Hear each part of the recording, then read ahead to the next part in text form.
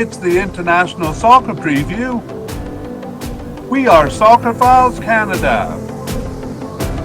Welcome to Series 30, looking at the players of the 2025 Gold Cup. This episode is looking at the players of Haiti. Part 1, the candidate.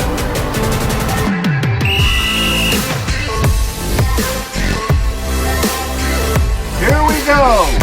There's two sections through here because we're releasing it as a short version of Part 1 on Haiti's players. So I'll just speak to those new listeners briefly. In the full version, we introduced the candidates and their likelihood of making the final squad.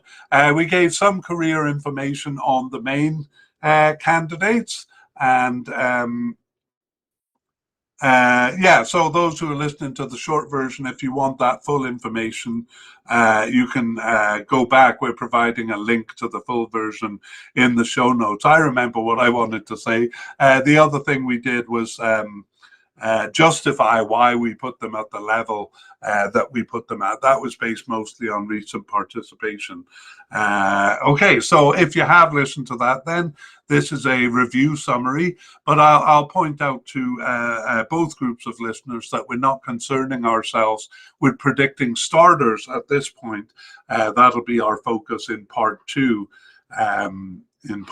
So let's go back over the list here and look at the candidates and their likelihood of making it. So we'll begin by introducing manager Sebastien Mignet.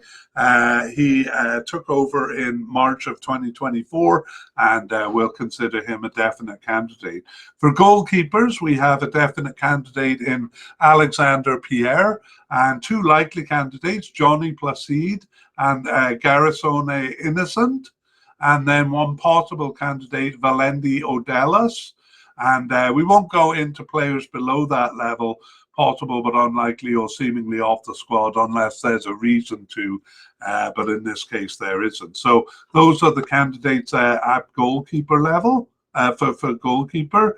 And we move on to the defense and look at central defenders. We have a definite candidate in Ricardo Ade, and then two likely candidates, Jean-Kevin Duvernay and Francois Dulis, and a possible candidate in Garvin Metusala. And we will say off the squad, seemingly off the squad, is veteran Michak Jerome.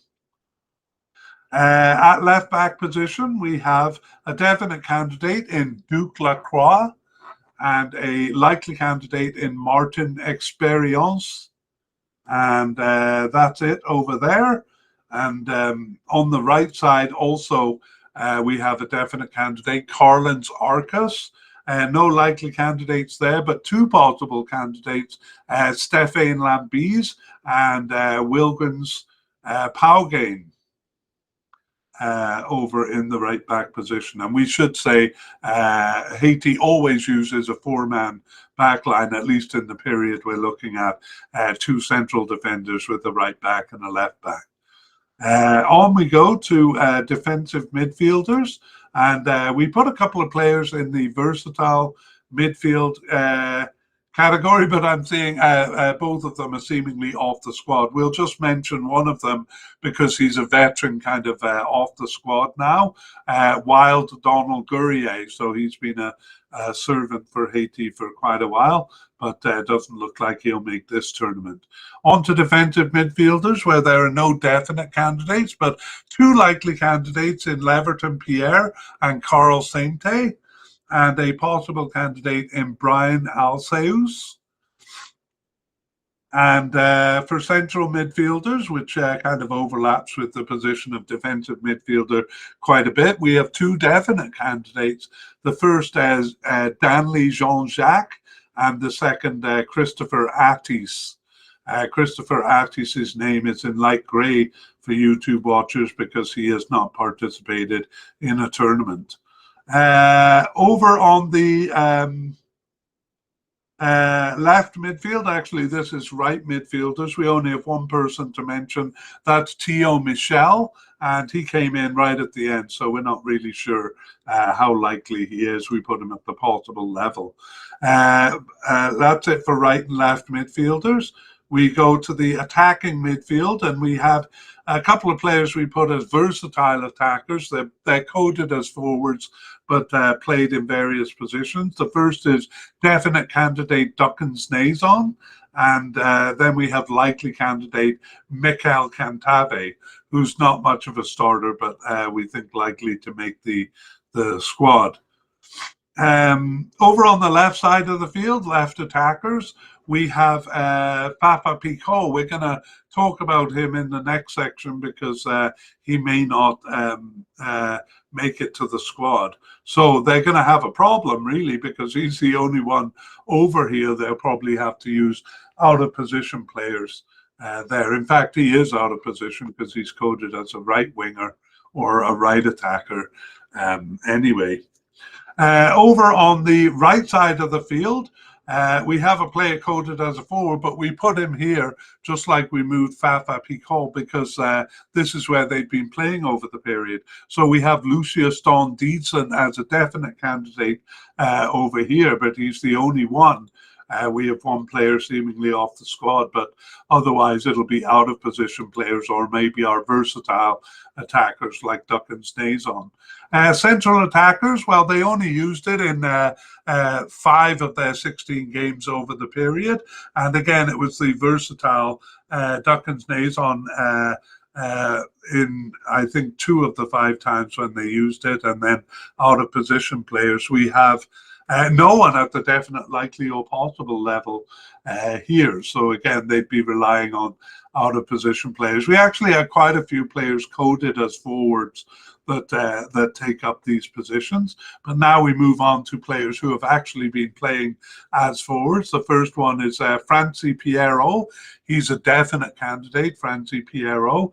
And Danny Jean came in at the end there and kind of quickly became firmly entrenched in the team. So those 2 definite candidates. We have 2 at the likely level too, Mondi Punier and Joseph Belmar, both of those likely candidates. And that's it for our look at the for our review of the candidates. Let's go to injuries. Well, we actually don't have any injuries, so good news for Haiti on that front. But we do have one player that we want to talk about here, and that's Papa Picot, because he plays for Inter Miami, and that's that team is involved in the Club World Cup. So we're pretty sure that that competition is going to take precedence over this one, and that he will be away playing with his club. So we're going to put him in the out of contention category. So a big loss for Haiti there, because he was a definite candidate. And that's all we have over here. So let's move on to closing thoughts. And we don't really actually have many for Haiti. There's no big problems with injuries. They are missing Fafa Picot, but otherwise they should be sending a strong squad.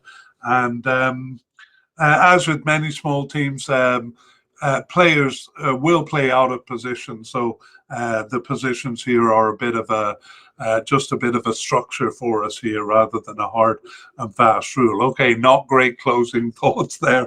I'm going to move on to previewing part 2. We're going to put out part 2 actually not too long from now. We're thinking early June, and we're doing this right at the end of May here. In part 2, we will go through the list that we created here.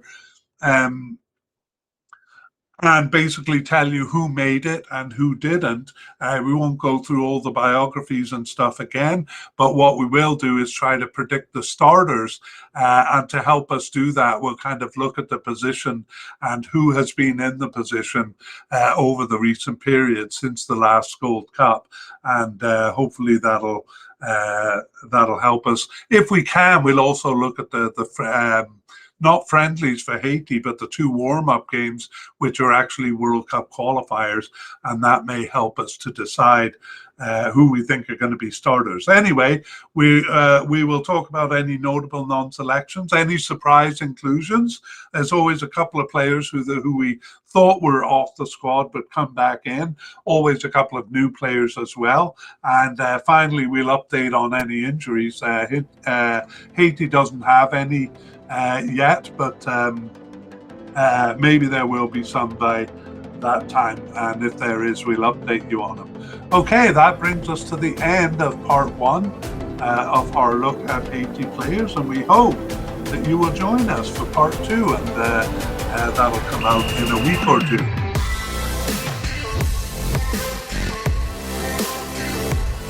We would like to thank Future Bass for the wonderful music you hear in this podcast. The title is called Alone.